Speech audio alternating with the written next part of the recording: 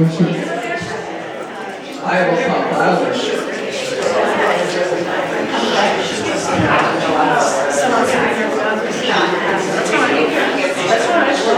Hello everybody, let's get started. We have a few more people signing in, but we can start now. We're still even waiting for our moderator. But this, I'm very happy for a turnout. That's right, we got a camera, so I can't wander the way I usually do. We are recording this for the people who cannot attend. So, thank you for showing up. It's 2:05. We are here to close out celebrating 60 years since, our year of celebrating 60 years since some remarkable people decided to establish a Reformed congregation here in northern Virginia. And that was a radical change. We're very happy. And one of those people happens to be here today. Her name is Harriet Epstein. She's sitting here in the front row. You're welcome against it, by the way. I'm teasing. And she has written a poem to mark this occasion. So I'm going to give her, she's going to read the poem. There will be points where you can pick up after the presentation. And she is going to, do you want to read it or shall I? You can introduce me and then I'll read the poem. Okay. This is The only one who was here at the beginning is still here at the end. She was here for the signing of the document. So let's hear this poem. Let's start with the poem. To sit in one of those seats up there, so I'm facing the audience just while I read the poem. Okay. Right up there. But you go right closer. Oh, look at my I'll stand there. Here is the line in the after.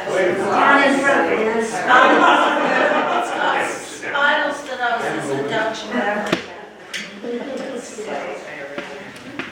Arda. Sit down. Yes. Sorry, I'm dog. Oh, you're okay. Nice to meet you. So I said I was going to go this way. Yes.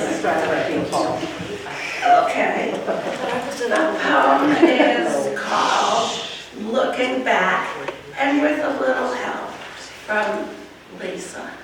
I have the also edition, a tribute to Temple Road of Shalom in its 61st year. Thank you for that, Lisa.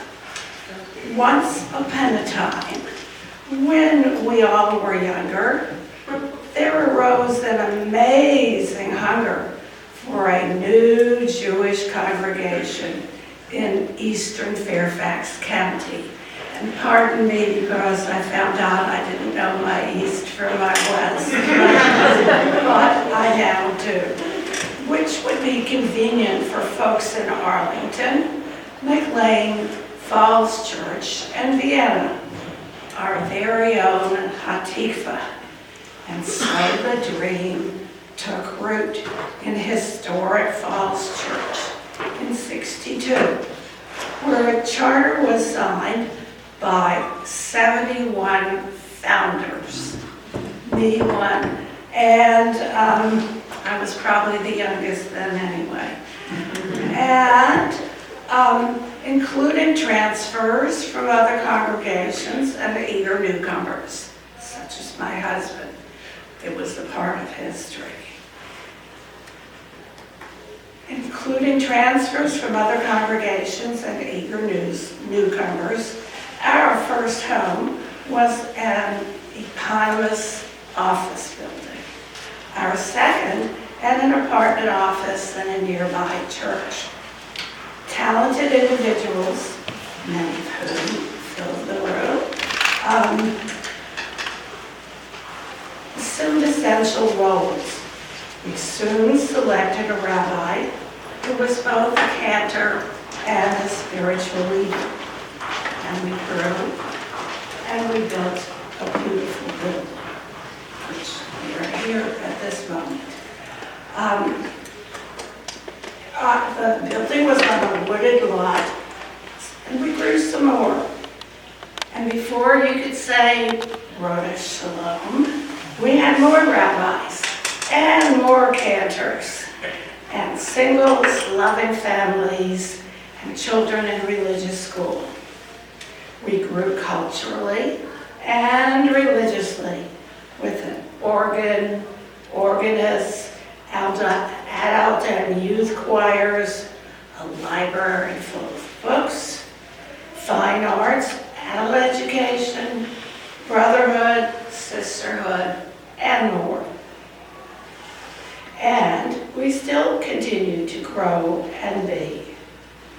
Thank you, God, for our devoted clergy and members through all 61 years of our sacred community. And are we going on with the presidents now? We can finish the last part. Yeah, okay, yeah. And now it's time to hear stories that may or may not have been told before by some of our wise leaders of yore. Thank you, leaders of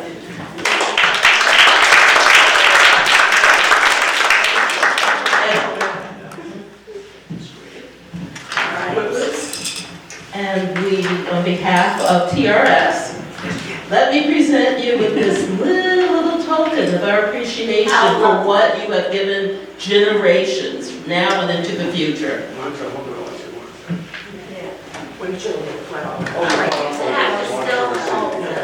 Okay, Jimmy has an arm here. No, I don't need an arm. I need solid stuff, and I can stand up. Thank you. Great job.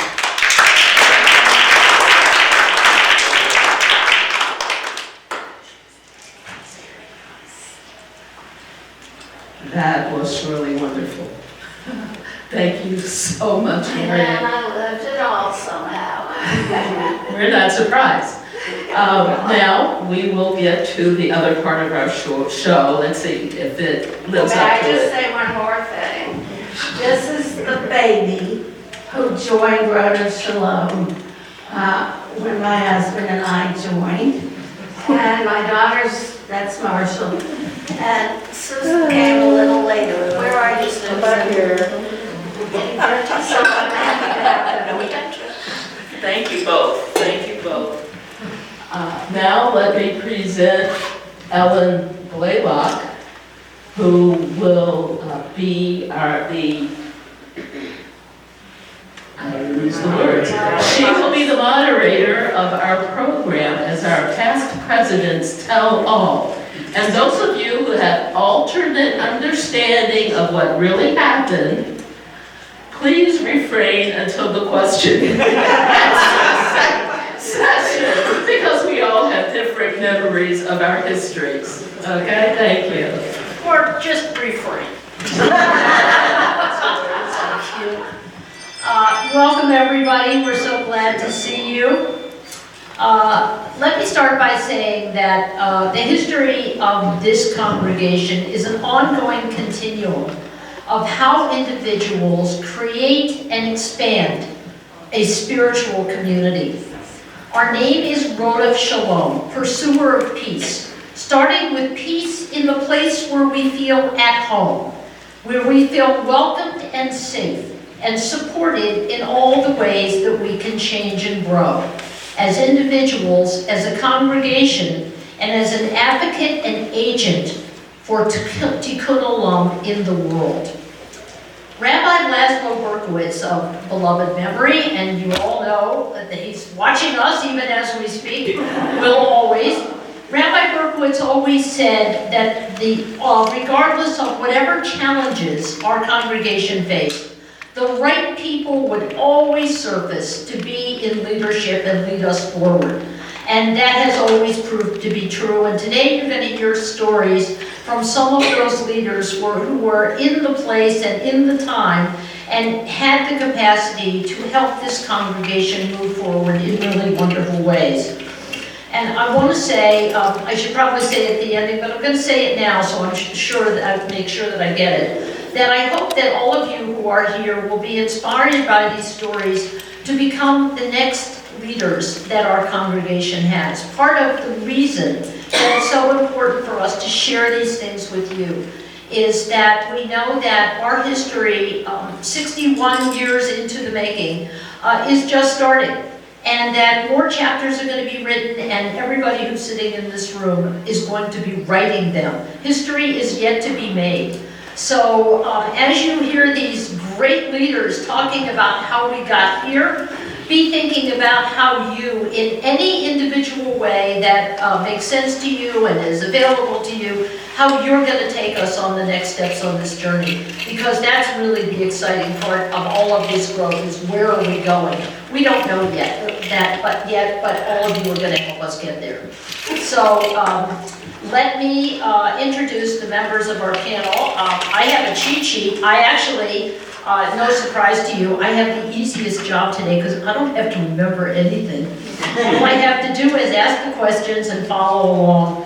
So we have Hank Seif on my left, who was president from 1978 to 1980. We have Sherry Arts to my right, who was president from 1996 to 1998. We have Barry Holt to Sherry's right, who was president from 2010 to 2012, and Amy Beckman to my left, who was president from 2020 to 2022. All of these are important times in our temple's history, and I look forward to hearing how important and why important and where we went from that point to how we got to where we are now. So I'm going to throw out the first question to everybody, and probably makes sense, at least for this question, to start in chronological order. So Hank, we'll start with you. Where did your, and just to sort of set the stage for where we are as a congregation from the time we started till now, where did your presidency come in TRS's history? What was happening at that point, both within the congregation and in the Jewish community outside of it? Well, as I was speaking to Myra Roney a few minutes ago, the 2 years of my presidency were relatively calm. And so it's probably not a good time to start. Sam Simon, who has a better memory than I, is sitting in the front row. And the one thing he and Susan reminded me that I have to say, so let's get it out of the way. Everything I did and everything I could do, I owe to Sam and Susan Simon.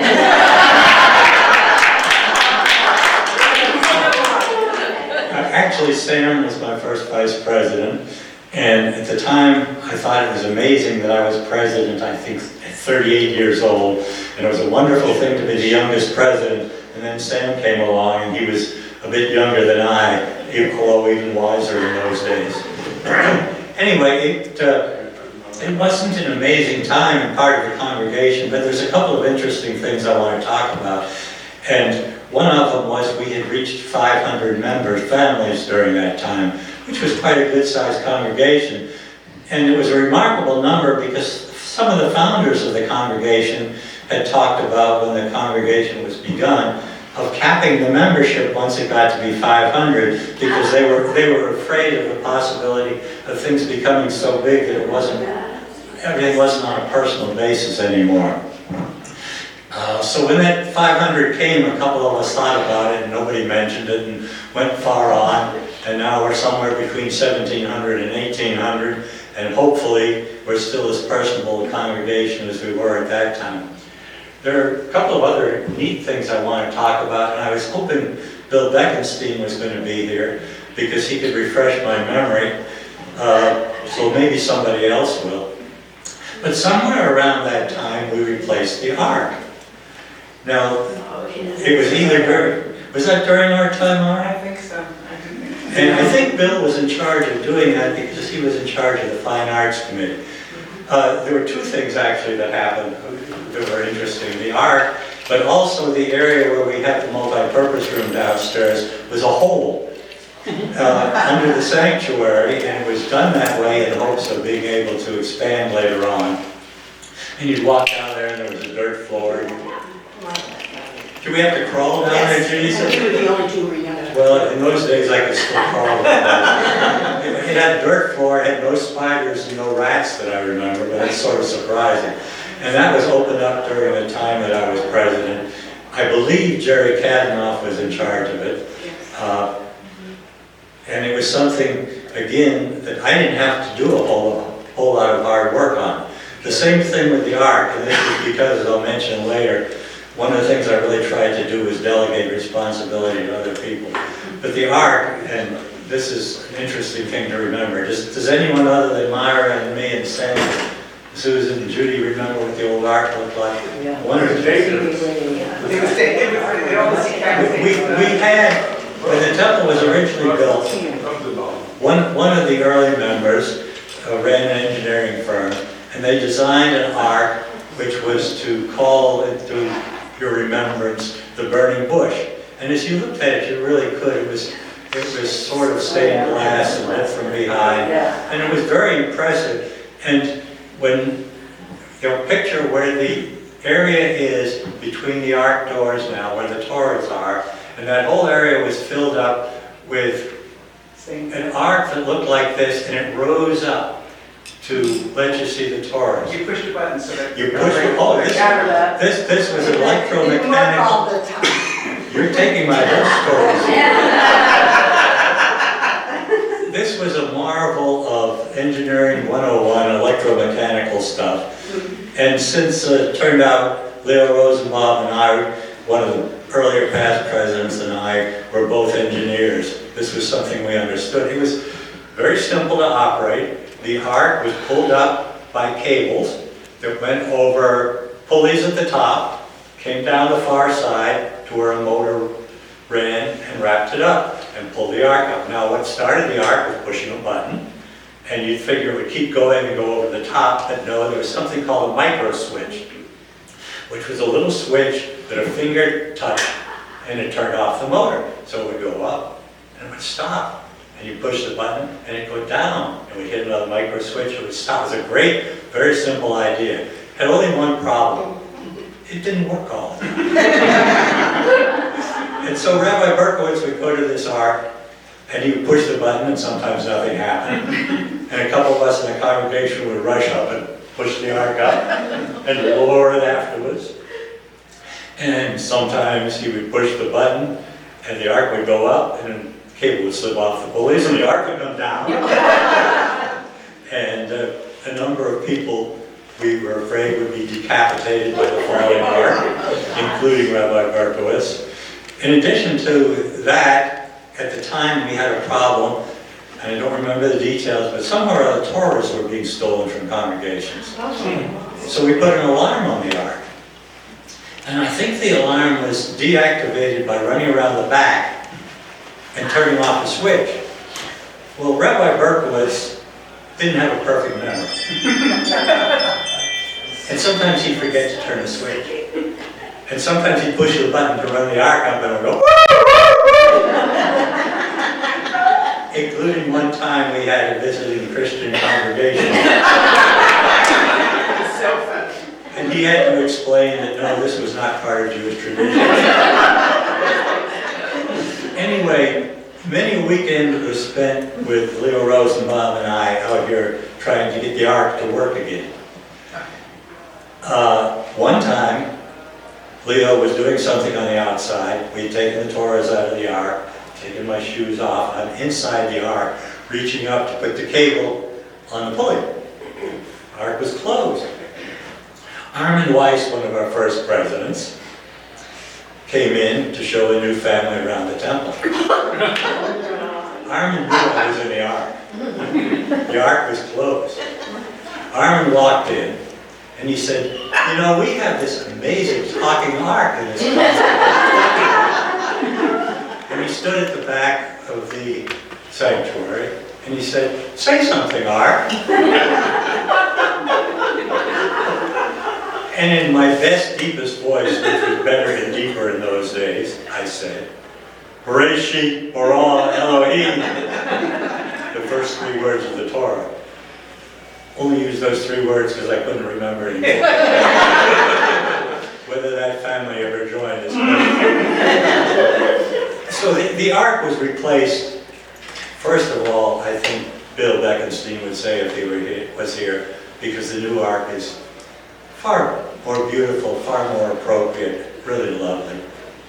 And it works. At it, you say, here are 2 doors on hinges, and there's nothing that could go wrong.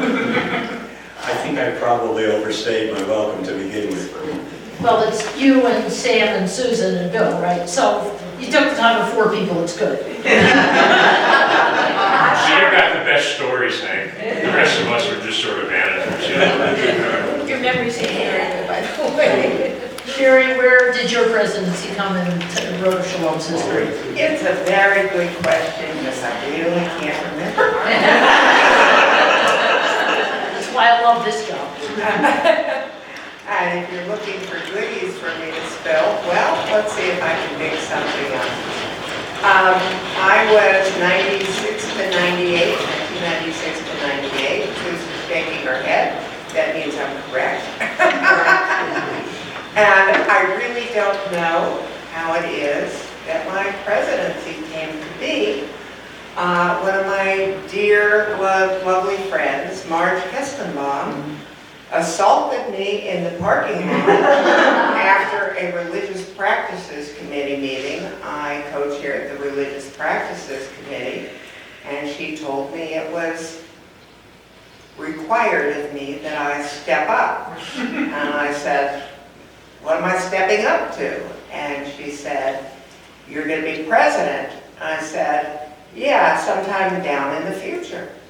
And she said, "No, there have been circumstances in various board members' families that preclude a natural progression."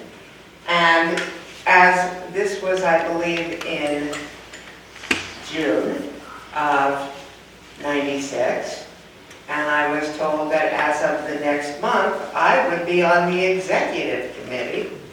And as of July, I would be nominated for president.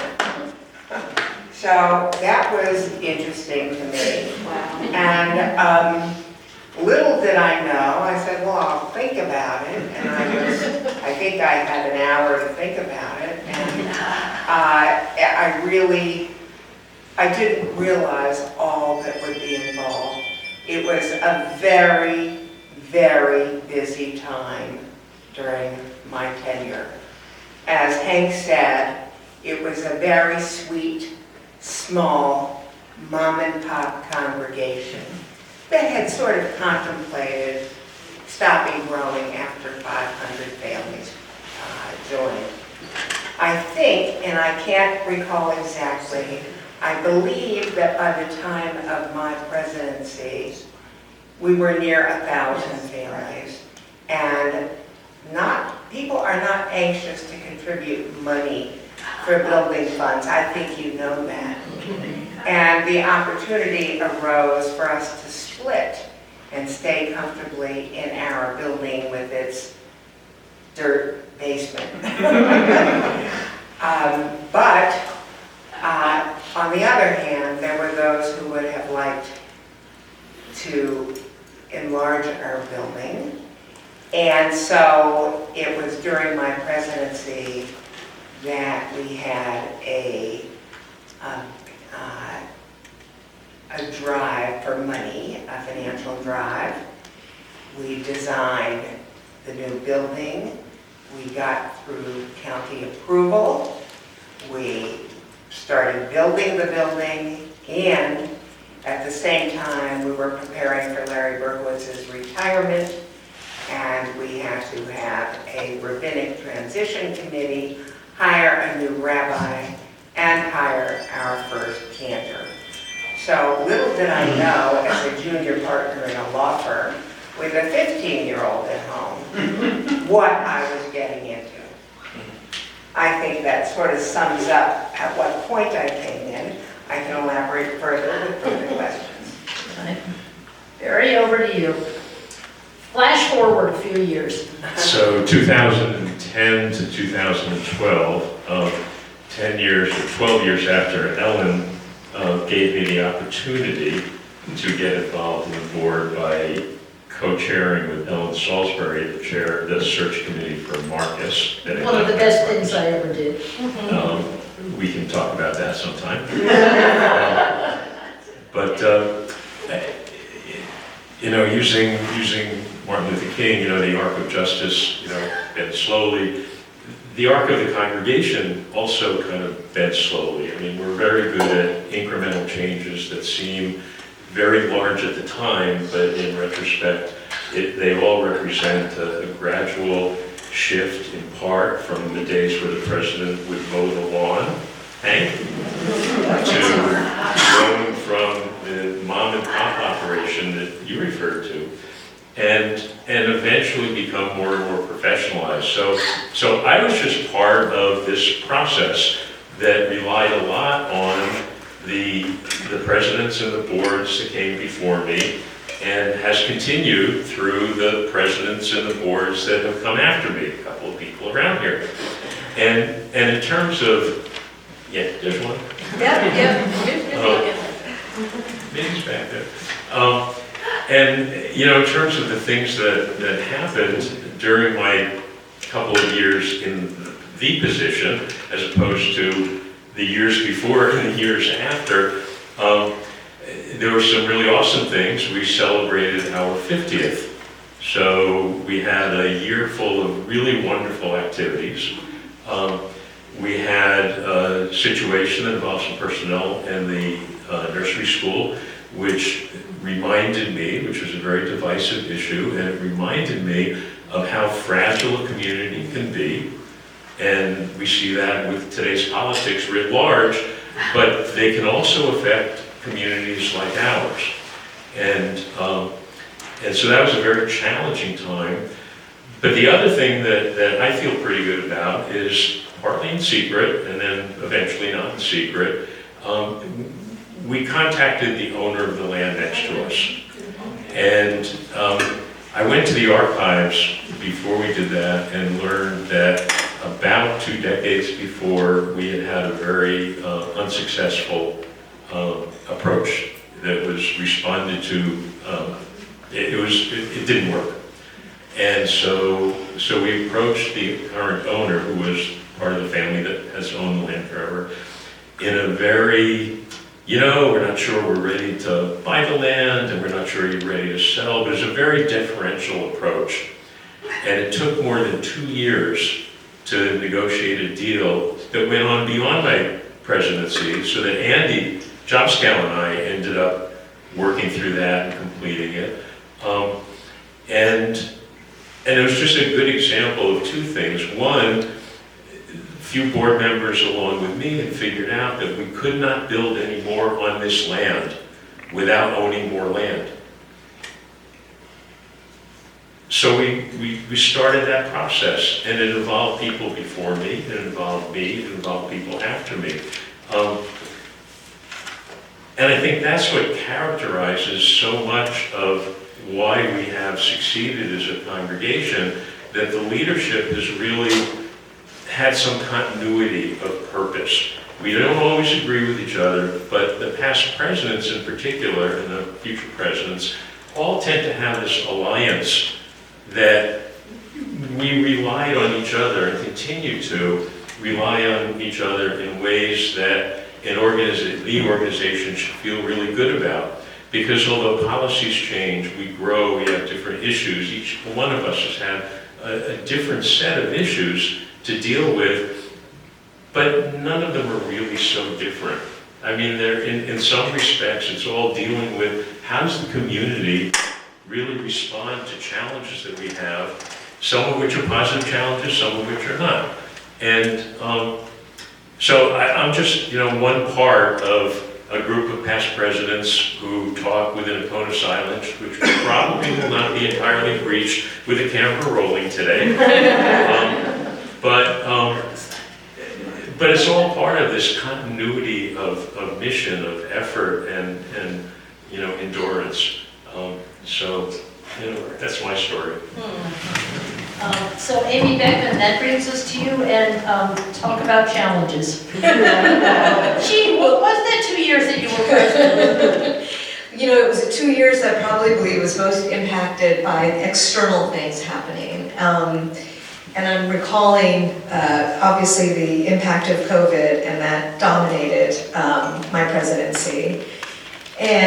But there was also, if I think about it, we also had challenges related to security because we had the January 6th incursion, and that brought security issues to the forefront. We had the retirement of our executive director, Beth, after 16 years, and I was in the seat to welcome and bring on our new executive director, Jessica Ingram. These were external things that were happening that couldn't have been really predicted much before my presidency. So, but I do want to say, I want to just also comment on, before I lose track of what Barry is saying, that we all stand on the shoulders of our this wonderful cohort of presidents that we have descended from, so to speak. And in this room are 5 women presidents, and one of the first things I did, I don't know if the ladies remember, but I hosted an online, we were going to meet at a restaurant, this must have been even before I took my presidency. I said, let's have a women's past president forum, and we were going to meet at a restaurant. I think we even had Kazan, Susan Huntley with us, and we picked out Kazan's. I think we had the email invitations out. COVID hit, and if everyone remembers, we ended up having our gathering, one of the first Zoom calls I think I ever had to host. But I became proficient at running a Zoom meeting. I just want to say that was one of the skill sets that I had never, would have not have been able to anticipate. But a lot of people were very sympathetic to the challenges I had to face, including running executive and congregational board meetings over Zoom. But I do think that it's possible, because of my work as a psychotherapist, I may have been able to create a sense of tolerance for trying to manage, yes, massive, I don't know, we'll have to ask those of us, the folks who were in this room or who were in those board meetings. But it was quite a learning curve in so many ways for me. But I do think, obviously, with COVID, it created unpredictable challenges. And without the support of those of you here in this room and the past presidents, but Jessica Ingram and this terrific COVID advisory group that we had, made up of congregants, physicians, public health experts, parents, just people that we could plug into and get guidance from. I think we navigated through it pretty well, and as a result, we had a lot of uncertainty about what the impact was going to be on our budget, on membership, and we had just unforeseen challenges. We sailed through it, not only keeping our budget in really good shape, but we grew our membership.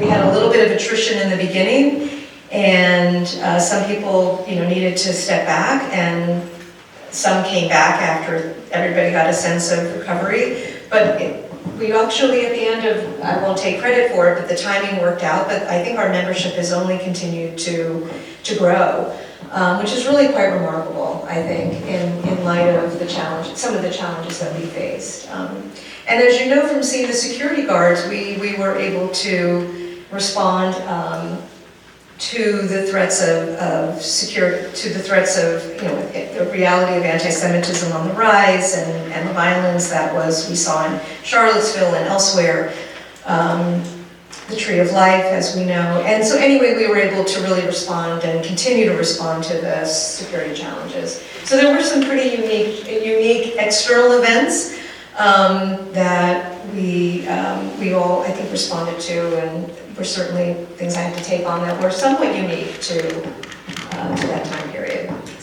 One of the benefits of the COVID, which we Less time commuting back and forth to the temple, yes. Well, and as Raina will attest, Raina and Bob Schlossberg, another past president, and I, along with Beth, managed the construction project, the most recent one, not the old one. And because of COVID, initially it made things pretty challenging to manage the project. But once you and the board decided, and the clergy decided how to manage the building because of COVID, fundamentally shutting stuff down, we were able to get the contractor in here and turn the building over almost completely, rather than having to stage things in what was a very challenging way.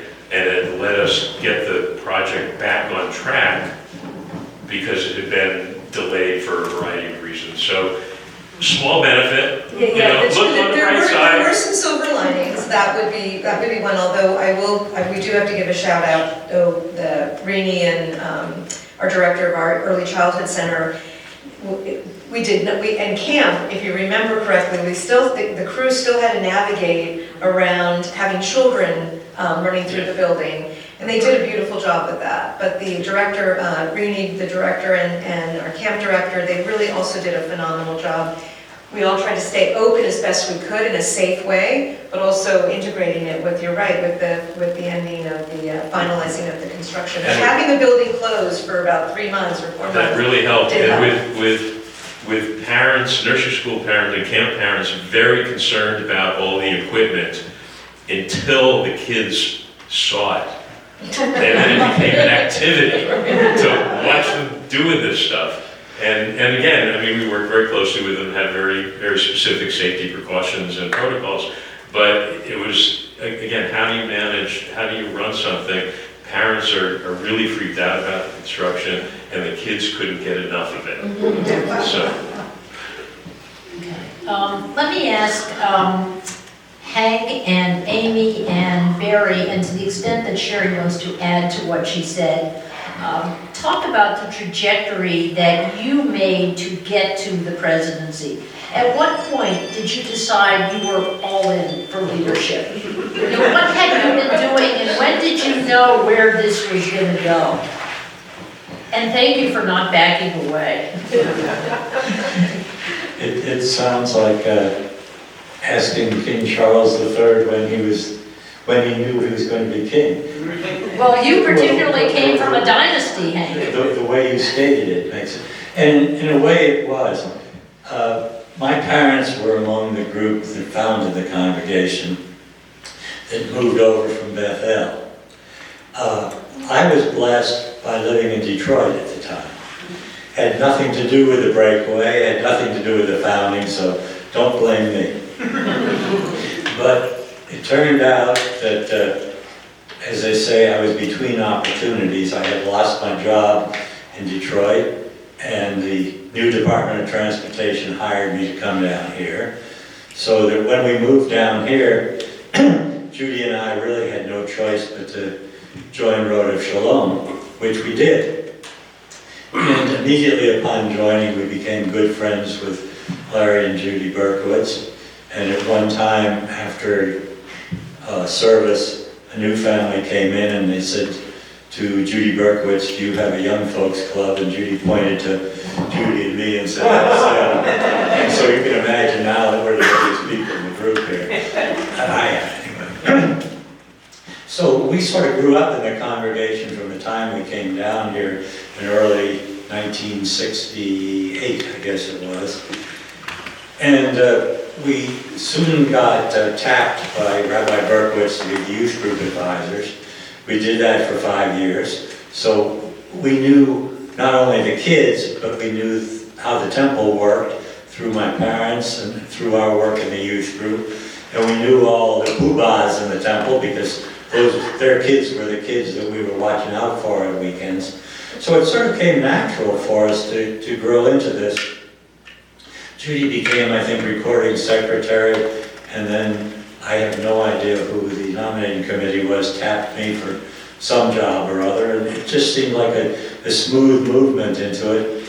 Plus, at the time, I just finished an MBA because I was interested in how management worked.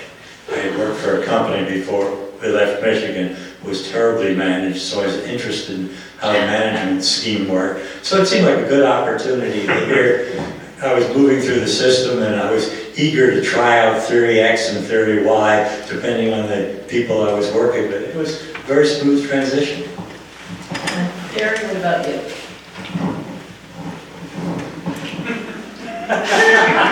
I don't like the camera. So I was a fairly young member, my wife and I joined, and we had fairly young children, and I had a business dispute with a member of our leadership. And very early on, I got this feeling like this was not a place for me because I had no sanctuary. It was very difficult for me to be here. And I talked with Rabbi Berkowitz, and he said, hey, look, it's a business thing. You know, I'm a rabbi in the old country. We'll kill the cow. You get half, you get half. Everybody, you know, life, which I didn't find particularly helpful. Right. And Larry wouldn't have had a cow anyway. But you know, the message was real. So I talked to this other woman who had recently been hired as a rabbi, and she said, a very young, recent graduate who happens to be our senior rabbi now, and she said, look, we're big enough, we're growing, don't lose your sanctuary here, create your own. There's plenty of room in this big tent for multiple communities, and so just get involved. And so, you know, 6-7 years later, after some involvement, the then president, sitting there, asked me to serve on this committee. And then we led that, which also had its own challenges, and became a board member, and finally, you know, got to the point where there were a few people, and in turn we became presidents. I think one of the key criteria for becoming a president or being nominated as president is that anybody who really wants it probably is not the right person for this job. and you know, and it's funny to say that, and We've dealt with that too. we all agree it's true that if somebody really wants that job, there's got to be a reason. You got to, you know, not sure why, because it is a thankless job. And hang on, are you the one who used to say, you know, nobody really cares who you are as long as somebody's doing the job? Wasn't I that have a sad story about that we'll get to. Okay, we'll let you tell that later. But anyway, so it's a labor of love. It's a commitment to make that is very challenging sometimes. And in part, you know, there are wonderful elements of it. You know, best part is you get to know the clergy really well. One of the worst parts is you get to know the clergy really well. You should have deleted that before I started. But yeah, we can edit that. But anyway, but I think it's, so that was my path. You get the parking space, I mean, Yeah. you know, there is parking. Which, by the way, we all had a note that in the frequent occurrence when somebody was parked in our space, Yes. yeah, Yes. particularly when we were in a rush for some meeting or something, we had a note which said something like, please note you parked in a space reserved for the president who has to come in and out, you know, frequently and at, you know, unknown hours or whatever. Congratulations, the next board meeting is all yours. Right. I think I got a response to that note, one that said, you work for me. Amy, I just mentioned about the parking space, that was the one perk my husband thought we were getting. But for the High Holy Days especially, and for the first High Holy Days that I was president, it was all on Zoom. If everyone remembers that. So he didn't even get to use it the first year. He never, if he was here, he would stand up and say how disappointed he was. We should have extended it. I should have gotten a parking space for 3 years. But anyway, so I probably would have the oldest connection, one of the oldest connections to thinking about possibly having a leadership role in the congregation, because my grandparents, Bill and Jean Beckman, I'm sure some of you have heard this before, were volunteers back in the day. And some of you are remembering this. And so So while my parents eventually joined as members, my grandparents who lived on Churchill Road were very early volunteers and members here. My parents were a little more secular in their thinking and behavior, although we always observed the High Holy Days here and in Brooklyn. But anyway, so I was sort of raised here at the temple, as many of you know, but I went away, moved away, and came back with my husband, and we decided that when we started a family, we wanted to be here in this area and that we needed to join a congregation. So the kids, so long story short, ended up on the youth committee, asked to be a co-chair of the youth committee. This is now, this is what, 20 years ago. And little by little end up in the congregational board, of course, and then the executive board. And I think I started on the executive board the term after you, Barry. It was, why am I blanking? Andy, Mindy, Bob Schlossberg, Susan, though I had stepped away at that point, came back on as the president-elect. So served under 5 presidents, or with 5 presidents, but I have memories of, not you necessarily, Hank, I think I was too young, but Sherry and Ellen, I have memory, and of course working under Barry. So we have long roots, but as an adult it was starting with the youth committee, as just a committee member, and I think that Mindy and Barry will say, since they cornered me numerous times about considering to be president, that nobody goes into it all in or all willing. It takes a lot of, as Sherry, remembering your story in the parking lot, that numerous asks, but I have no regrets, and I'm very glad to have had the experience. Well, speaking about going sort of all in and making the commitment, and thinking about Barry's comment about what a thankless and relentless job this is, how did you all work out a work-life balance while you were here?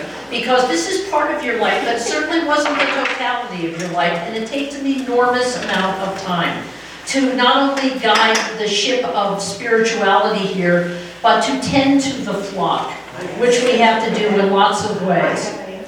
So, good. After Hank, we'll get to you, and then Barry and Amy. Work-life balance. And it will also be interesting, and I'm not saying this from any feminist political point of view, it'll be interesting to hear what the men say as opposed to what the women say. Before I talk about that, Amy had mentioned trying to get together the past women presidents. And it's unfair if we don't give a shout out to Ruth Chegnoff.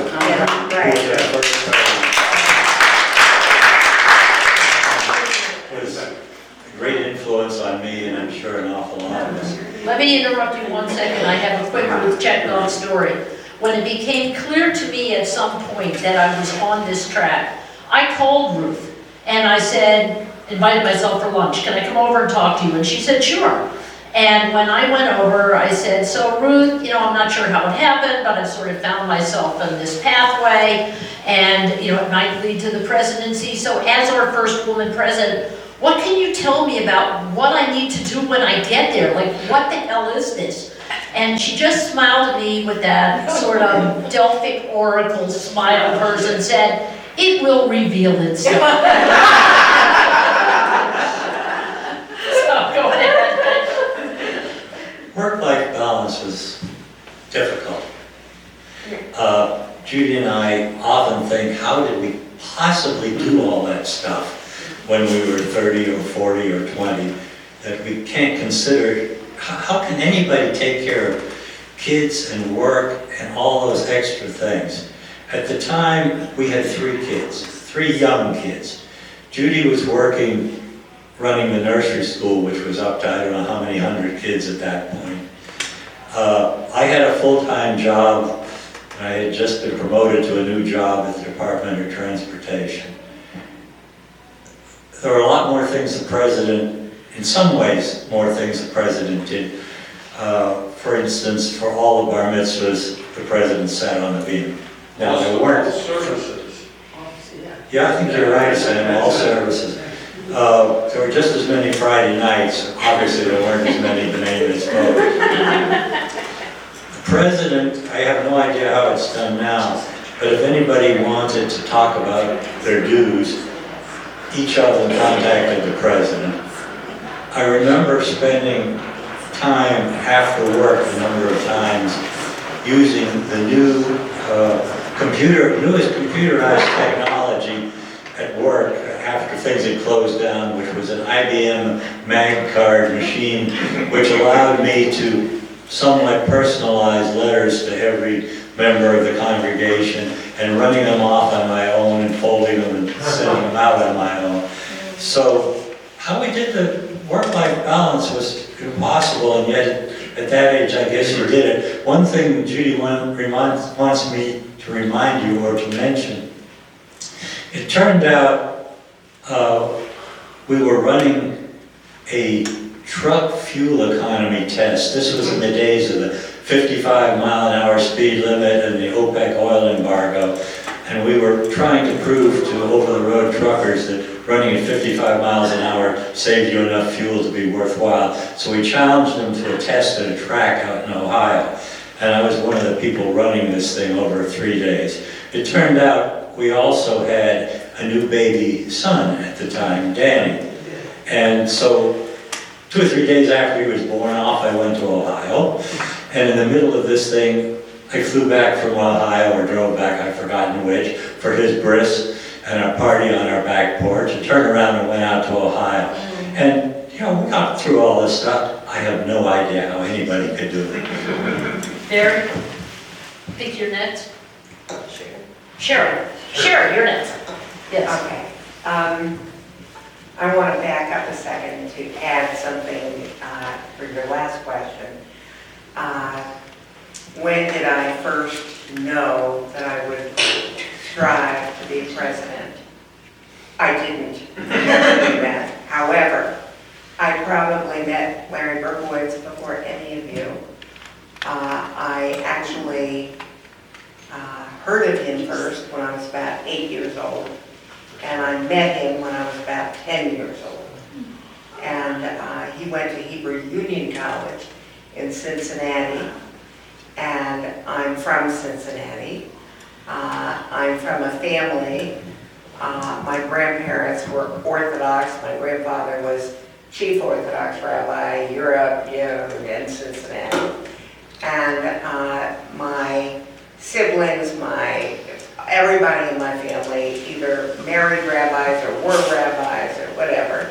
My nieces and nephews were rabbis, cantors.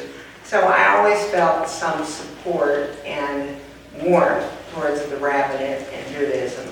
And I knew that when Marge accosted me in the parking lot, that I wouldn't be able to say no. And you may have heard Larry Berkowitz say many times, even from the pulpit, that he knew my uncle, who was his Hebrew professor at HUC, and the Dagesh chaser, my uncle. And he used to come and have tea with my mother and say, you know, we have this student, not like the other Reform students. He comes with knowledge. He knows the entire cover. So I couldn't say no to Marge. Okay, so that's one thing. How did I balance time? You can ask my husband. There was one thing I could eliminate, and that was sleep. So, 2, 3 o'clock in the morning, I was doing the agendas for our executive committee meetings and board meetings and evaluating contracts with builders and architects and, every other contract. I believe that every single month of my tenure, there were contracts to be approved by the board. Judy, I think you can attest to that. And what I gave up was sleep. And what you do when you don't sleep is you eat a lot to give yourself energy. And I will admit that I never got bonuses as a partner the years I was president. So I gave up some stuff. There you go. Share. So I think in general, over the 29, what president are we on now? 30? I think I'm his 20th. Anyway, everybody handles it differently. Work, life, temple balance, and everybody gets through it. When I started as president, I had a job, and midway in, I didn't. So I took that out of the equation, and then just worked on temple and family balance, which in and of itself was a challenge given some of the stuff that we had going on. But I think everybody handles it differently. Amy? So my children were out of the house by the time I assumed presidency. That did help in terms of creating one fewer roles, I suppose. And when I took the presidency, I was at a point in my career where I thought, all right, I will, and as a psychotherapist, I live by my calendar with appointments, and I thought, okay, I'll allow for some attrition to happen in my practice. And that will free up some of my time. But COVID hit, and the phone didn't stop ringing. Most of the patients that I couldn't say no to, all of them that I couldn't say no to, were prior people I've known from earlier in my practice. And it was impossible for me to say no to folks coming back in for supportive therapy. And so I just managed to work full-time in my practice and be available to my family and to my patients and my work here in a way that was demanding to be emotionally and cognitively available during one of the most troubling times that we've all lived through. But we did it, and I did it with the support of my husband and of course the terrific team here. Everybody, as I said, was so supportive and sympathetic to the unique challenges, but I couldn't have done it without our terrific staff and clergy and board. I'm looking at Raina, board member extraordinaire, and a lot of support. I will say that I got a lot of time back. One of the silver linings was spending far less time in the car commuting up and down Westmoreland Street, even though I only live, less than 2 miles. But I would say I was also spared a lot of the parking lot conversations, that the good and the bad, right? There were, once a meeting was over on Zoom, you end the meeting and there's no like, oh Amy, can I talk to you about this? Or no, impromptu. If somebody asked me to stay on, I would of course, or make an appointment with them. But I think I probably got that many hours not having those impromptu hallway or parking lot conversations, which is a blessing and a curse in that I miss some of that relationship building. For a year we didn't have ONIX that we could just sort of comfortably, hang out and network and, recruit new volunteers for committees. I missed a lot of that, but again, it also, I think it added to the ability to balance a little bit of the work-life balance, I have to be honest. Yeah. You mentioned ONIX.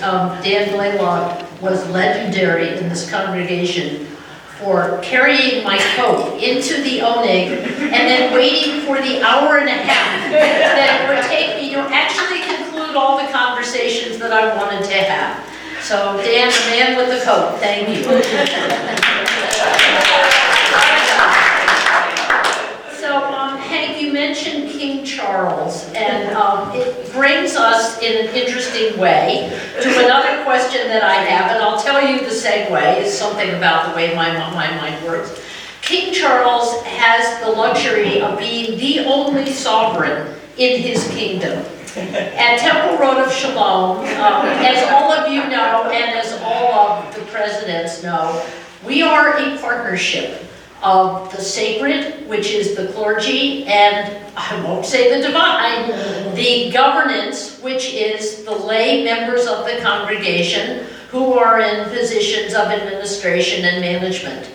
That is a sacred partnership that has lots of challenges and lots of fulfillment. And I'd like to hear from all of our presidents how they thought it worked during their presidency. What were the particular fulfilling moments that you got to share, and what were some of the challenges that we frankly had to work through in order to keep that partnership not only intact, but fully honoring of the other position that was in that partnership with you?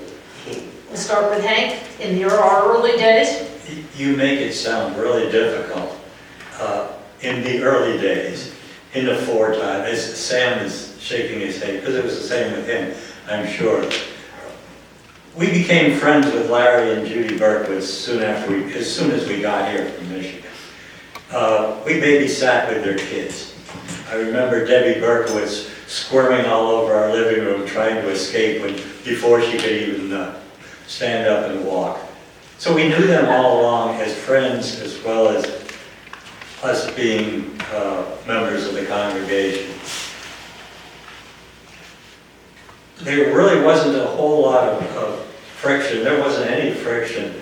There really wasn't any problem getting along and doing this stuff.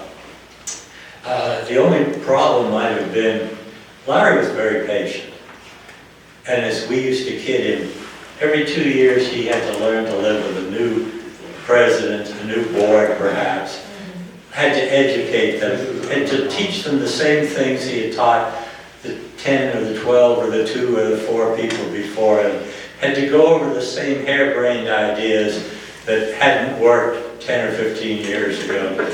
He was very patient with all of us. He was extremely patient with me because I was a little hard-nosed about a few things. For some reason, you may not believe it about government employees at this point, about all the bad mouthing there has been. But as a government employee at that time, I was really, really careful about conflicts of interest and doing everything exactly by the book, to the point where I drive Larry nuts. And there was one thing that I'm not sure is right on to this day, but he was very forgiving about. You may remember Rabbi Sternberger. We used to work for the for UAHC as the Mid-Atlantic rabbi, but he also spent a lot of time, because he was a good friend of Rabbi Berkowitz, spent a lot of time here helping out, and this was his congregation. But he'd also help out on high holy days and do a lot of other work when we only had one rabbi. So Rabbi Berkowitz at one time came to me and said, I think we ought to give Rabbi Sternberger a free membership. After all, look at all the stuff he's doing. But after all the management courses and the time, I said to myself, gee, that sounds like a conflict of interest. And you got to put this in perspective too. I wasn't just dissing Larry or Dick. Judy had been running the nursery school for years, and the 2 years that I was president, I wouldn't give her a pay raise. She stuck with the same pay for those 2 years. So I was really a hard ass at that time. And so I said no to Larry, and he, instead of kicking my rear, took it and off we went. But I'm sure he sort of resented that over the years, and I may have made the wrong decision. Can you talk about every 3 years having to renew Larry Berkowitz's contract? As Sam mentioned, having to renew Larry's contract. To tell you the truth, Sam, I'm sure it must have come up, but I don't remember any of the details. Oh, okay. Isn't that a great I remember Jimmy Piltman, okay? We're not going there. Sherry? All right. So, I'm so thrilled that it was such smooth sailing. I'm happy for you. I always love you and Judy. Mazel tov. Mazel tov. Here's the reality. The camera's rolling, right? The camera's rolling, and I won't say it as I might otherwise say it. But the reality is that we were no longer a mom and pop organization. The reality was, when I came in, we were going to have an organizational chart, at the top of which was the president, the board of the executive committee, and the president was the chair of the executive committee. There was a parallel with the clergy. Not exactly that the rabbi would answer to the president, but the rabbi was not the president of the congregation. And this came to a head somewhat with the reality that we either were going to split into two, or we were going to build a new building, which required raising funds and required a process. I was never a psychotherapist, but I was a social worker, and I understood the importance of process and open process. And we loved Amy, and we wanted her to succeed. But the reality was, there were many in our congregation who did not love Amy because she would not perform interfaith marriages as Larry had. And if we were going to have a process that was going to succeed, I had studied the Catholic Church's process, and I knew what had to be done, and it could not be an inside job, so to speak. And we had to have representation from all the different constituents of our congregation, whether the elderly or the young, whether in-faith couples, whether intermarried couples, whether singles, whether families, whether kids in Hebrew school, whether childless couples. Everybody had to be part of this. And it had to include every aspect of our membership, including people who might not like Amy. And my leverage was saying I would step down as president if I were not given the authority to run an open process and name people to the selection committee. And I must tell you, our fundraiser did not approve of that. And I had to say to our fundraiser, then you please have so-and-so, and so-and-so, and so-and-so, and so-and-so. Get off of my back or I'm out of here. And it worked. Because we needed an open process. And we did have an open process. And so in that regard, Ellen, there was some potential conflict between the clergy and the executive board and president. But you know what? It all worked out because we did it the right way. And we did not just have 6 people say, it's Amy, and have a backlash, which is very common, that the first replacement rabbi after a long-term rabbi is booted out after the first contract. And that did not happen. And I feel good about that. And I feel good about the process that we engaged in and that we had Amy deal directly with the congregants in talking about how she would handle interfaith marriages. And over time, she has come to perform interfaith marriages. And I'm very pleased that I opened the opportunity to take part. Everybody in the congregation had an opportunity to take part in either selection or establishing the, or the retirement party, or the cantorial selection, or helping people settle themselves in the community. And part of this also was recognizing the importance of the relationship between the board and the clergy. And I think it warned the clergy when I started the Divrei Torah program, adding a Devar Torah to every one of our executive committee meetings and board meetings. And when I said, no, I'm not sitting in every service.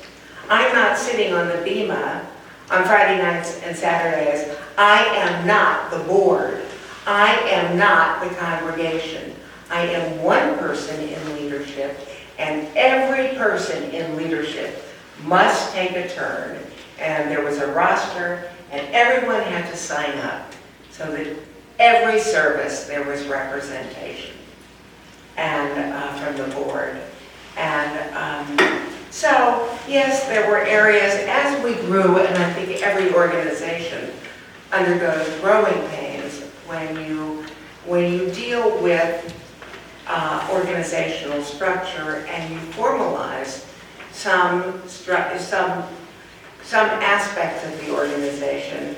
You know, we didn't even have our employee papers under lock and key when I took over. We were a mom and pop. Oh, it's in the drawer. Here are their agreements, you know. When you grow, there are growing pains. So, you know.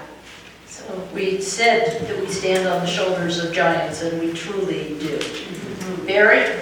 Yeah, the sitting on the beaver thing didn't work for funerals, though. And, I know, I'm not going to give eulogies, and, you know. and actually, I think there was a comment that you might have made one day, Sam, about how sad it was that at someone's funeral, there was only one clergy person on the board, and they were on the BEMA, and that there were no congregants, no representatives, and so. So during my presidency, we tried to institute a policy, which now works. You did. But that first year and a half, nobody else wanted to do it, so I went to a lot of funerals. And, but even that, you know, it turned out it wasn't a burden. I mean, it was a really pretty special thing to represent the congregation at a congregant's funeral. Frequently, I'd have the chance to sit in the prep room with the family ahead of time. Sometimes I'd know the family, sometimes I wouldn't. And it was a really good thing. And during my tenure, like many others, there were a lot of really disturbing, sad funerals. We had very young children, and we had old members, and everything in between. And so I thought, so at this point, I think, a call still goes out for funerals, but I'm pretty sure that at pretty much every funeral there is a board representative, congregational representative, and I think it's really important. And so again, it's you know, it's evolved, and sometimes it goes in fits and starts, but eventually that arc turns. In terms of the clergy lay leader partnership, that was the question, right? You know, I joked about the best thing being, you know, getting to know the clergy, the worst thing is getting to know the clergy. Well, that is a joke. I mean, for me, it was really enriching to get to know the clergy as individuals and as people. And they are people, and they have families, and they have needs, and we need to be sensitive to that. And the partnership worked really well. And I think that's what's helped the congregation stay together and grow over all these years. There are times when leadership might not agree with the clergy, and there are certainly times when I had personal disagreements with individual members, but you get past that, because what's really important is holding things together and really dealing with the current and the future of the congregation. And so getting to know them and work with them closely was really rewarding, and I think the partnership is, and always will be critical to the success of the congregation. Working through contract issues, you referenced it. You know, they're not easy to deal with. The contract issues are not really easy to deal with, because on the one hand, you know, in our hearts we want to do everything possible for the clergy, because James Mendelson, former treasurer, used to say, hey, you got to pay the talent, you know. But what's important is that, I mean, they really hold this place together. And yet, we're dealing with economic realities of a budget, and we're dealing with economic realities of families and people. And so it puts the president in a difficult situation, because there is this potential negotiation, well, there always is a negotiation, between a layperson and their clergy. And, you know, it's not easy to really navigate that, because one day you may be opening up your heart and soul about a family crisis, and the next day you're going in there to negotiate, you know, a financial contract. So we were able, during my presidency, and then with Andy after me, we were able to work through all the details of Amy's longer-term contract, which we never refer to as a perpetual contract, but is a long-term contract and has a lot of conditions in it that would allow for different things to happen, and that became a model for, potentially Michael and others. And so, you work through all those things, and that was a blessing, and the right people in leadership need to have the right attitudes to be able to work with the clergy. And again, it's not that I didn't have my personal differences with them from time to time, but that's irrelevant. I mean, what's important in the job is to make it work, and the partnership here between the lay leaders and the clergy is really powerful, particularly compared to other presidents that I've talked to and people in leadership at other congregations, where that partnership really just isn't as strong and it's not as robust. And we're lucky to have that continuity in both clergy and leadership that allows that partnership to thrive. I just want to add one little point, and what you just said is so true. We are a very large, we're an East-Side congregation. Many of you may know of Washington Hebrew congregation, which is humongous. It has close to 3,000 families. I don't know if you realize this, but Washington Hebrew never had contracts for their revenue. And I discovered that, I learned that when I would attend certain meetings. And many clergy people in the greater Washington area are very impressed with Rodef Shalom and Rodef's relationship with its clergy. And what I want to add in addition is, as other rabbis, even in the conservative movement, were retiring, I received calls at home from the rabbis and their board members asking me if I would help them figure out how to treat their retiring rabbis. And I think that sheds light on the fact how Rodef is considered a bright light in this field. Over to you, Amy. Okay, well, just my colleagues here I've really highlighted a lot of the key points, the key issues, and I want to pick up on just one or two to reinforce. As you mentioned, Rabbi Berkowitz, Larry would have to get used to a new president, work every two to 3 years. And I think there's something to that we do ask our clergy, particularly our senior clergy members, to have to kind of get, every 2 years, they have to sort of learn to work with a different president. I think the president-elect has helped with that. The It's transit. given us a longer lead time. There's a bit of that, but I just think that, that they must kind of take a deep breath every time that, the elections come up and they're okay, so I have to prepare myself now to work, with a different personality. And I think they do a marvelous, and a welcome, they're always welcoming and warm, and Amy is especially gracious with always, I think she has rituals of including the president-elect into, or even to her home for, there's certain rituals that she does that are that make that, help solidify the working relationship. I also just comment on the friendship, colleague relationship for myself and with some of the clergy, because Michael kids and my kids grew up together, both at Ken Gart in our community, because they live around the corner from us, but also through religious school. And so they're the years where they were really aligned from elementary age all the way through high school, because Jake was in the band, our daughter, my Naomi, was in the band. So there was a lot of crossover in terms of our friendship, which came first. And I remember he emailed me when I was president-elect, or I was he said, are you concerned at all about the impact our friendship group and our friends and friendship, and we just agreed that we would do our best to not lose any of that. And but I think there were some challenges around that a bit.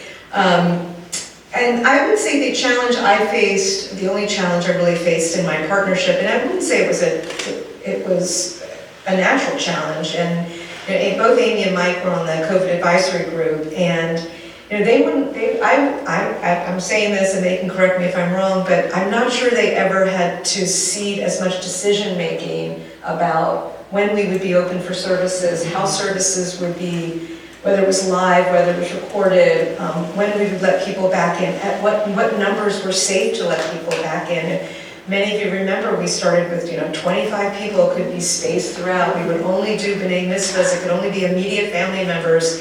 These were strong suggestions made by our advisory group. We never felt that we were going to make the final decision, but we made it in partnership, of course, with the clergy. But I don't think they've ever had to correct me if I'm wrong, partner with the lay leaders and the congregants around doing their job, right? We got through it, but I would say, I said repeatedly, it was threading a needle, frequently it was threading a needle in that partnership, in a very unique way. But we did it, but it was, I think it was a challenge. I don't want to speak for them. Well, and you did it, and the process was largely, nobody knew about a lot of the internal debates. I mean, there were certainly people in the congregation who didn't like all of the decisions. Those we heard from. And you certainly heard from my daughter about nursery school, right? Yeah. But the internal workings of the partnership were never exposed publicly to point to, well, this person's doing that, that person's doing that. That it was a process, and it was a process that you worked through and came out with a cohesive set of decisions. And that's really, it's the partnership that enables that to happen. For sure. One of the challenges then goes beyond is then the communication of that. And that was, you always, I could look back and be a little critical of the communication could always have been better, to explain the guidelines, why we're doing things, particularly when it came to nursery school and vaccination requirements and mask requirements. It was endless decision-making around these things that affected tremendous numbers of people, particularly people with children. For many, that was really a highlight for a good chunk of that period, because we still wanted to keep our camp and our nursery schools going at pretty full steam. Both it was required, really, we needed to just break that month, that revenue was essential, providing the service was essential, as we now know. Keeping those services available for the children was really extremely important for their development and their mental health. And I'm so glad we did that. We could have probably done a little bit better with our communication, and then I think that is inevitable, I suppose. But we did our best. But thank you, Barry. I really appreciate that people weren't exposed to all the machinations that went into. And when my daughter was going back and forth with you, I stayed the hell out of it. You did a good job. You don't want to see sausage making. That's right. Yeah. One of the really notable aspects about Temple Road of Shalom is that our past presidents have remained extremely involved and active in the life of the congregation. When you go to services, when you go to any temple activity, you see past presidents there.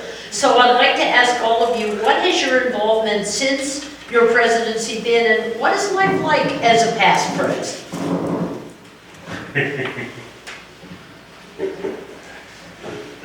It's been so many years since I've been a president.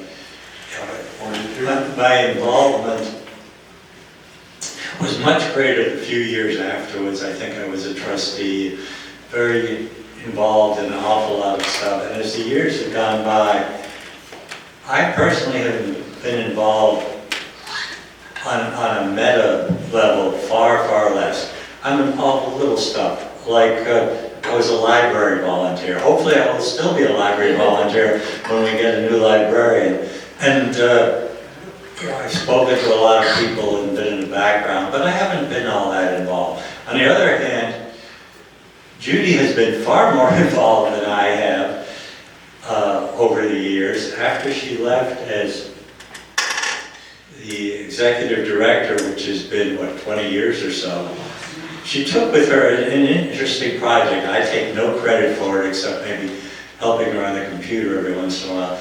You may or may not be aware of the fact that when people buy a cemetery lot, it's usually at King David, and then so many of us old folks move off to Poughkeepsie to be near our kids and forget about the lots and then decide we're going to be buried or cremated in Poughkeepsie. And we have these lots at King David and don't know what to do with them. And it turns out it's very difficult to sell them back. Well, Rosh Shalom is the only synagogue in the whole metropolitan area that I know of that has a program going with the cemetery where you can donate the lot back to the cemetery. And The temple. the lot back to the temple, excuse me, and take it as a tax write-off, and then the temple takes it, and in our case, resells it for half price. Well, if any of you bought a cemetery lot at King David lately, you realize that they're extremely expensive, and the funeral is extremely burdensome and expensive. So at this point, Rosh Shalom will take back the lot, you get a tax write-off, and then the temple resells the lot at half price to its members. So the temple gets that half price that goes into the endowment fund, I believe, and you get a lot at half price and also get to step through a lot of the Mickey Mouse that goes through it. So in fact, I haven't been all that involved, but Judy has, so I'll give her a little credit at this point.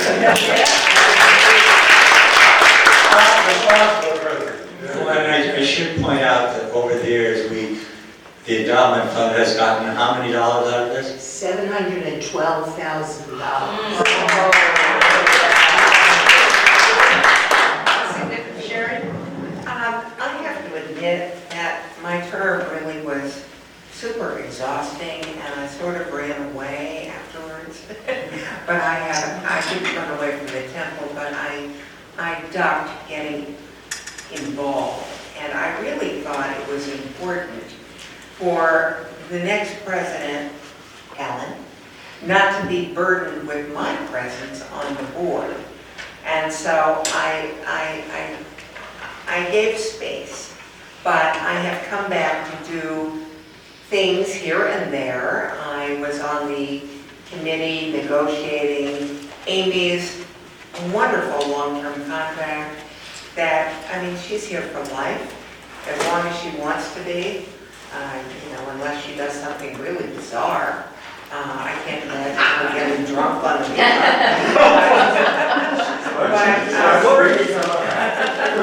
or any more bizarre behavior. But the salary component is reevaluated every few years. But I was on that committee. I just did the women clergy the past 50 years program. I'm here. I have chanted Torah on various occasions, and I have come to help out whenever requested from time to time. But I love this place. It is in our will, and my husband Bill and I put it in our will, and this is our home here. And I think all past presidents probably feel that way. So, Absolutely. Barry? I think I noticed you around the building once or twice during the most recent renovation. So, post-presidency, most of my work involved the building and the planning, and then really the last couple of years, I was president, 10 years ago, 12 years ago, but more heavily involved over the last 3 or 4 years with Raina and Bob and Beth actually building the project and getting it done. And it was a burnout thing. So I haven't been as involved, particularly with COVID and some other stuff going on. But I'm here and in touch with leadership, and I'll just continue to do what I need to do to help out. Yeah, I think I I was a little burnout from the meetings and all the meeting preparation and all the sitting through meetings, which probably could be true of anybody on the board after a number of years. But the one sort of project that I initiated and have stayed involved with and co-leading with David Hinden, our at-large member, is a sustainability initiative going on here at the temple. And that also requires a good amount of meeting time and work being done behind the scenes, making the sausage. Harder to see it in fruition because it's a very slow process moving change through an organization such as ours, which has so many competing needs. But obviously sustainability is with us now and in our future. And so we will continue working on that. And Barry's daughter, Alyssa, is a volunteer along with Raina, and we have about 15, Wendy Cohen, who's here as well. Terrific committee members. Alan's been participating.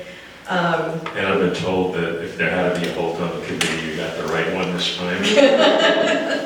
Well, you were invited, and I think you found someone to take perhaps your spot with probably as much expertise as you have. And anyway, so that's one of the areas that I've been committing myself to and will continue to for the time being. And for me personally, I think some of you probably know that I spent several years as co-chair of adult education, and then I traded up to the work that I really loved, which was program development, and sort of allowed somebody else to do the work that I was less crazy about, which is administration. And Carol, I still live in dreadful fear of spreadsheets. I don't know how to put things in little boxes, and frankly, I have no desire to learn. But I've loved being part of the Adult Education Committee because I'm such an avid lifelong learner, and I love to share the excitement and the magic of discovery with others, and that's just a great place for me to be. And I want to say one thing about what you have to know. I was listening to Barry talking about the contracts and Sherry talking about the contracts.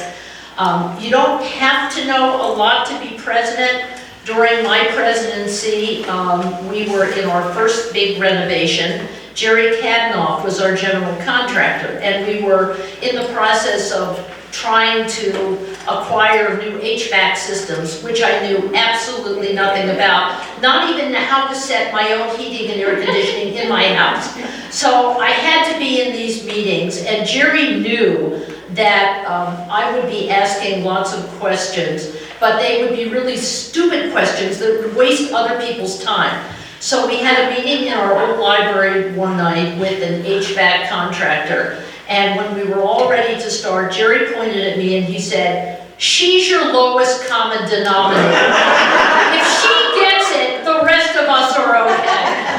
So with a little help from your friends, you can be president. And that brings me to my last question before we open it up. What advice would all of you who have taken this journey have for people who are listening and who may listen to the recorded version, who are anticipating, contemplating, considering, dreaming, thinking, imagining that they would like to get involved in temple leadership? What advice would you have for them based on your experience about not only the work you have to put in, but the fulfillment that you take away from it? Well, Ellen's absolutely right. To restate it, the smartest thing you can do when you're in charge of something is have competent people you can trust working for you. You don't have to be all that smart. You just have to have smart people, and you have to listen to them. One of the things I would recommend to a person who wants to be temple president is what Jethro, Moses' father-in-law, recommended to Moses. Moses came in from a very hard day when he was administering to all the problems with all the children of Israel in the desert. And Jethro said, appoint someone who's in charge of tens, and someone who's in charge of hundreds, and someone who's in charge of thousands, and let them handle the small stuff. You only handle the big stuff. So what you have to do is have competent people working for you, as Ellen said. and you have to trust them. You have to, or you should, also have people who are really tough and will take some of the blame and do some of the tough stuff so you don't have to. I had two of those people working for me at the time. Marge Kestenbaum, of blessed memory, and Myra Roney, who's had enough toughness to show up here today. You have to have tough people who are on your side. And those were two of them who worked really well for me. You also, I think, have to have a partner who's smarter than you are and fills in the holes in what you're able to do. I'm a great detail person and a good follow-through person, but I'm a terrible people person. I can't remember anybody's names. So I had Judy standing beside me at all the temple events reminding me that this is, and that is, and they're in charge of, and they do this, and so I didn't look like a terrible idiot. If you have those sorts of things, you can succeed. So, I agree that the most important thing is to have good people. When I came into office, we really didn't have much of a structure. And so the first thing I did was an organizational chart and appointed vice presidents and gave them actual duties, because the vice presidents really didn't know what they were doing, had no specific job duties. And so if you get competent people and you don't have to do it all, you can delegate, and you delegate through the layers. And as Jethro said, to the tens, the hundreds, the thousands, and that's essentially what you do with an organizational chart, making the vice presidents responsible for various committees. And you get that set up with responsible people, and you move on to the bigger picture. I actually think that although the task facing me at the time was somewhat overwhelming, because we hadn't really, as Judy said to me before, we weren't organized in that way previously. I think we are now, and I think that the rewards you get, and you do learn so much from the experience, and I think, as is true with everything you undertake in life, you get out of it what you put into it. And actually, the more demanding the job is, the more you will come away with feeling strong about what you have learned, feeling positive about what you have learned, and about what you have accomplished. And I would recommend, if you care about Judaism, if you care about the community, find a way to involve yourself and see where it takes you, because it will bring you satisfaction at whatever level you choose to participate. I could repeat what they said, but can you ask the question again? Sure. Hoping that we're going to be, that people who are thinking about future leadership are listening to this program, what advice would you have for them about how to get to this place and what they can expect to take away from it? Get involved and don't do a half-assed job of whatever it is you're doing. just do it. I mean, make a commitment to do it, or don't make a commitment. I mean, I think that's when you've heard from all of us and several people around the room who've been in our jobs, and I mean, we all feel just great about what the temple has become, and regardless of what any one of us as an individual has done in the job, you know, there's a cast of, you know, hundreds surrounding us, all of whom have contributed in their own way, and building on each other's presidency, we are where we are, which is in a pretty good place. And there are things that happen along the way. Being on the board being the executive committee, being president, that are sometimes not a lot of fun, and sometimes they're incredibly fun and very satisfying. But you know, that's life, and so either do it or don't do it. That's what I would tell people. Everybody has articulated so well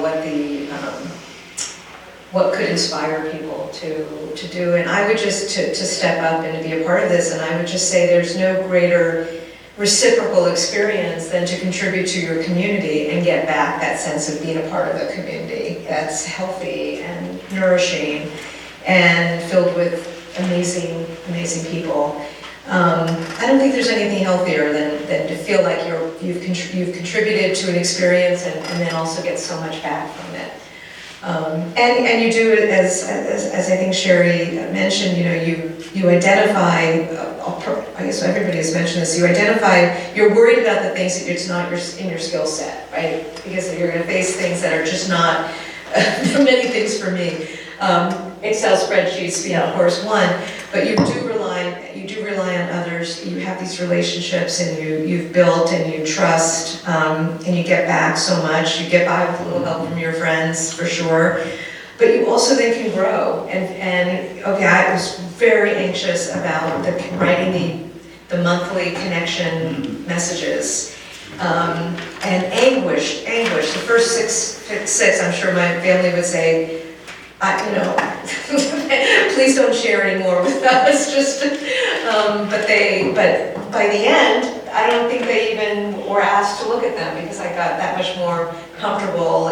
But the learning curve was tremendous. But the rewards was really something we each of us take with us.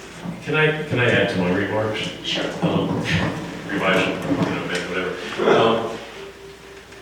The hard part, I think, is that first step. So how do you get involved? How do you get involved in what will become leadership? And I think that sometimes it's hard for people who eventually would like to be in a leadership role to figure out what that first step is. And sometimes it's being drafted, and sometimes it's just getting involved in something at any level that you want to be involved in. There's so many tents, there's so many volunteer opportunities, and if there's anything that makes you feel like, you know, I'd like to do that. Maybe I meet some people, maybe I feel good about contributing something that I know about. Maybe there's just something that I can add here, and start getting involved. And then, you know, the nice way to say it is you'll get more and more involved and you'll like it more and more. The reality is, you know, people are going to call on you and suck you in and suck you as much as they can. But the bottom line is that it's all rewarding, and particularly if you get started doing things that you like to do.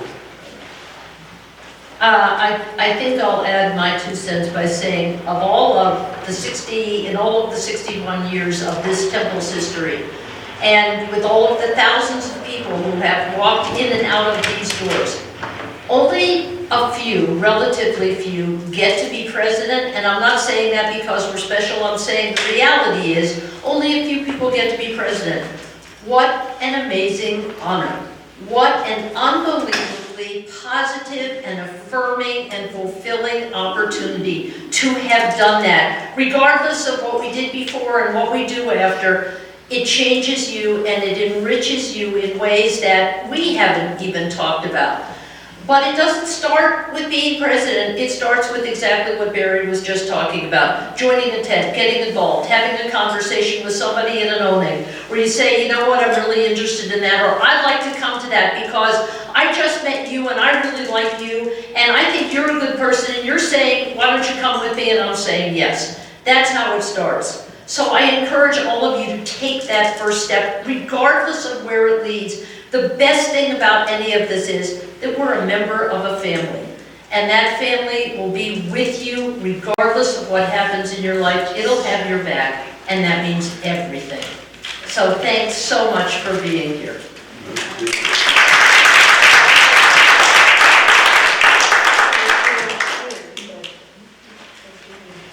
Well, I learned a lot. I don't know about the rest of you.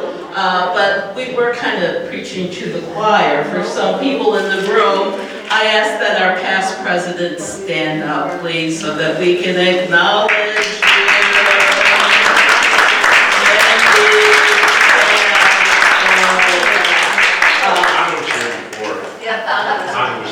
Yeah, that's right, yeah. Anna was here, but she's also taking care of other issues. So to have this turnout, because you all already had a meeting earlier today, am I correct? That's next week. next Sunday, yeah. Oh, you have a packed Sunday next week. Audience comments? Yes, please. Yeah, I would like to say that we certainly have a wonderful group of leaders here today, and listening to your answers to Lisa's and Ellen's questions, etc., has been very enlightening. But I would like to add something else. There are many paths to this leadership, and not all the paths lead to being president of the congregation. So I wanted to add, as being a long time ago to president number 4 of what was then called the women's group, that, and there is a path to each one of these groups. The sisterhood adds and continues to add a lot of wonderful opportunities. And I do not know the brotherhood as well, but it is clear that they too are responsible for a lot of fun things, some of which are for our kids, and some are just things that they enjoy. So within the congregation, you may set your goal to be the president, or you may want to be the president of what we are now affiliated, and very shortly were. After being president number 4, we switched to the national organization, which was a good idea. And that we also have that same leadership from our youth, in our youth groups and our various choirs, etc., for the kids. So maybe being president isn't your thing at all, but there are many paths and many opportunities for everybody to participate in this leadership process. And thank you all for being willing to share that with us. There was, in the sisterhood, there was not much financial, except keeping the sisterhood events going.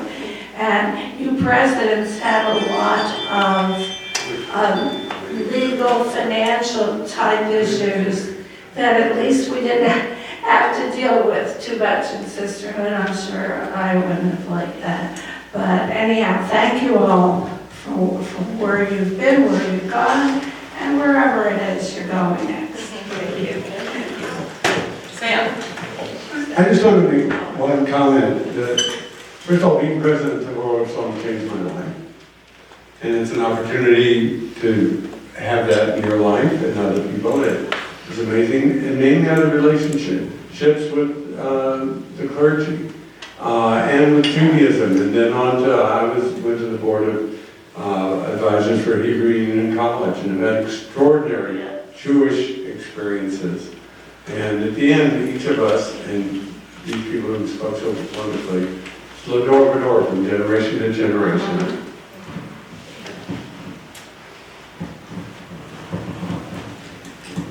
I thank all the presidents for being who they are when they were, and as I used to say, the right person always came up at the right time. But not everybody wants to be president. I started with the youth group, got them to the board. There's lots that you can do without ever becoming president. So don't think that everything that you do leads to the presidency, particularly those that are out there listening to the film. This is not a campaign to get you to be president. It's a campaign to get you to get involved on whatever level. And as I said, if you really want to be president, you're probably not the right person for the job. Okay. Yes, go ahead. I told this to Hank before, and he didn't remember. I was financial secretary under Hank, and I got a phone call one time from somebody who was just a member, and they wanted to reduce their dues because they didn't use the temple very much. So I called Hank and I said to Hank, you need to raise your dues. You're here too many times. Did you get those calls sometimes? Oh, yeah, oh my gosh.